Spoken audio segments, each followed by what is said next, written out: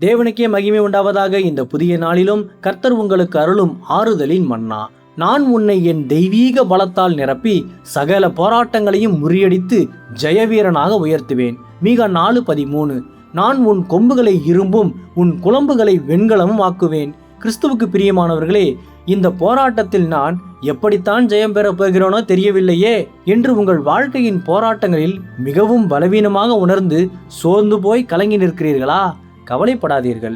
கர்த்தராகிய தேவன் இன்று உங்களை இரும்பை போலவும் வெண்கலத்தைப் போலவும் உறுதியான தெய்வீக பலத்தால் நிரப்பி எல்லா போராட்டங்களையும் கடந்து ஜெயம் எடுக்க உதவி செய்ய போவதாக வாக்களிக்கிறார். அதாவது கர்த்தர் உங்கள் கொம்புகளை இரும்பாகவும் குளம்புகளை வெண்கலமாகவும் மாற்றி எதிரியின் சகல தடைகளையும் முற்றிலுமாக தகர்த்தெறியும் அசைக்க முடியாத தெய்வீக வல்லமையால் நிரப்பப் போகிறார்.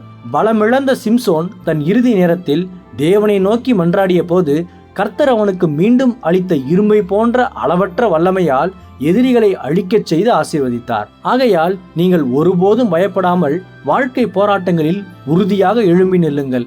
கர்த்தர் தரும் இந்த வெல்ல முடியாத தெய்வீக பலத்தோடு தைரியமாக முன்னேறி செல்லுங்கள். அவர் உங்களை அசைக்க முடியாத மாபெரும் வீரர்களாக உயர்த்தி மகிழ்விப்பார். கர்த்தர் தாமே இந்த வார்த்தைகள் மூலமாக இன்று உங்களை ஆறுதல் படுத்தி ஆசீர்வதிப்பாராக.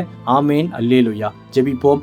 என் அன்புள்ள பரிசுத்த பரலோக பிதாவே, இந்த புதிய நாளுக்காக உமக்கு ஸ்தோத்திரம். அசைக்க முடியாத பலம் அளிப்பவரே, இன்று உமது தெய்வீக பலத்தால் என்னை நிரப்பி சகல போராட்டங்களையும் முறியடித்து ஜெயவீரனாக உயர்த்தி ஆசீர்வதியும். இன்று பிறந்த நாள், திருமண நாள் கொண்டாடும் உமது பிள்ளைகளின் இந்த புதிய ஆண்டை உமது நன்மை கிருபையால் முடிசூட்டி ஆசீர்வதியும். பிதாவே, இயேசுவின் வருகையில் நான் அவரோடு எடுத்துக்கொள்ளப்படும்படி என்னை தகுதிப்படுத்தும், தயார்படுத்தும்.